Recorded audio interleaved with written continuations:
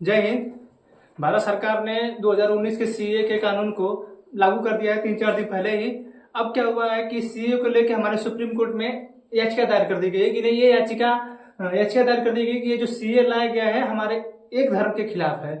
ठीक है, तो अब उसका पक्ष क्या है, उसका विपक्ष क्या है। हालांकि हमने इस पे वीडियो अपना बनाया है कि सीए क्या होता है, कैसे होता है, लेकिन अब पक्ष क्या है, किस पक्ष पे लोग कह रहे हैं कि नहीं ये सही है, किस पक्ष पे ये कह रहे हैं कि ये गलत है। ठीक है, अब पक्ष देखना है। पक्ष में सबसे पहले देखना है कि हमारे भारत जो है, हमारे भारत की संसद के गृह मंत्रालय के पास ये शक्ति है आर्टिकल 11 के तहत कि वो नागरिकता का अधिकार मतलब नागरिकता संबंधी अधिकार वो व्यक्ति को दे सकता है। आर्टिकल 11 के तहत ये शक्ति है हमारे संसद के गृह मंत्रालय के पास, वो आर्टिकल 11 का प्रयोग करता है।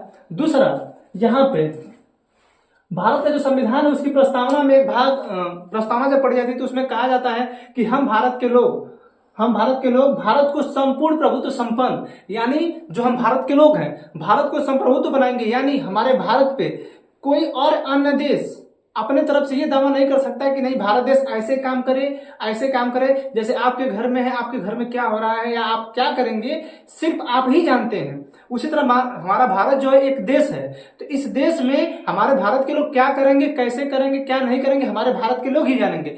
तो इस संप्रभुता को लेके ये शक्ति दी गई है कि हमारे संसद के पास एक शक्ति थी कि हमने जो नागरिकता संबंधी अधिकार बनाया है ये हमने 3 देशों को दिया है, पाकिस्तान, अफगानिस्तान और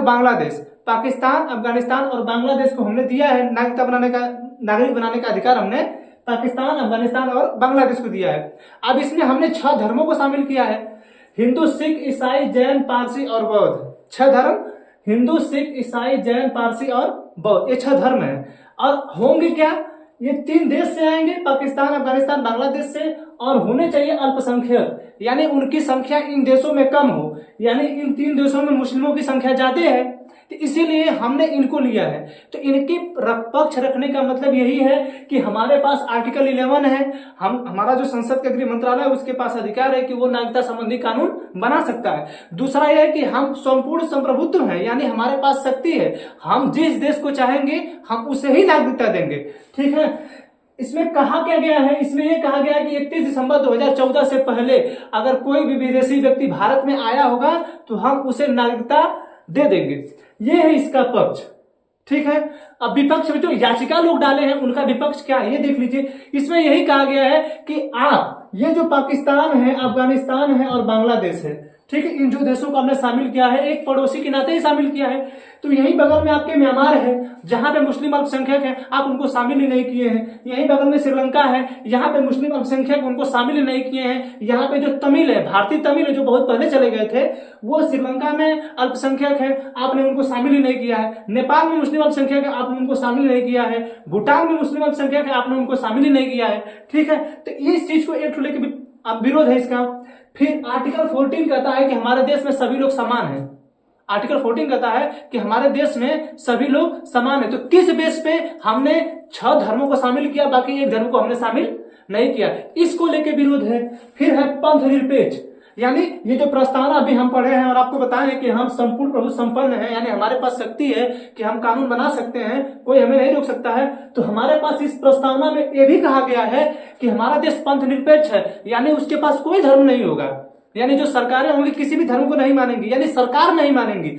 आपको धर्म मानने का अधिकार है, यानी उस देश के नागरिक को धर्म मानने का अधिकार है, लेकिन सरकार को नहीं है। इस बेस पे सुप्रीम कोर्ट में याचिका दायर की गई कि किस बेस पे इन लोगों ने जो है मुस्लिमों का नागरिक बनाने का अधिकार नहीं दिया है। ठीक, फिर ये इसमें मुस्लिम लोगों को शामिल ही नहीं किया गया है।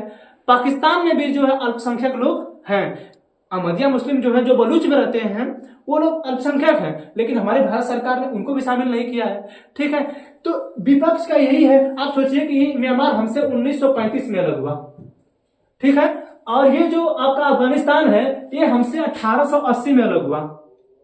1880 में हमसे अफगानिस्तान 1880 में अलग हुआ, हमसे म्यांमार 1935 में अलग हुआ, लेकिन हमने म्यांमार को शामिल नहीं किया। तो सबसे बड़ा यही हमारे जो पक्ष और विपक्ष में लोगों को यही समझ में आ रहा है कि जो लोग विपक्ष है उनको समझ में आ रहा है कि जब हम म्यांमार को नहीं शामिल किए हैं इसका मतलब कि वहां पे जो मुस्लिम है अल्पसंख्यक हैं, और हम इनडायरेक्टली रूप से यही कहना चाहते हैं कि हम मुस्लिमों को शामिल नहीं करेंगे। ठीक है, ये इनडायरेक्टली रूप से। खैर इसमें याचिका दायर कर दी गई है सुप्रीम कोर्ट में सुनवाई के लिए। अब देखिए सुप्रीम कोर्ट कब इसको लिस्टेड करता है और कब सुनवाई करता है। हमें आशा होगी कि आपको पक्ष और विपक्ष समझ में आया होगा। मिलेंगे अगले क्लास में, तब तक के लिए जय हिंद।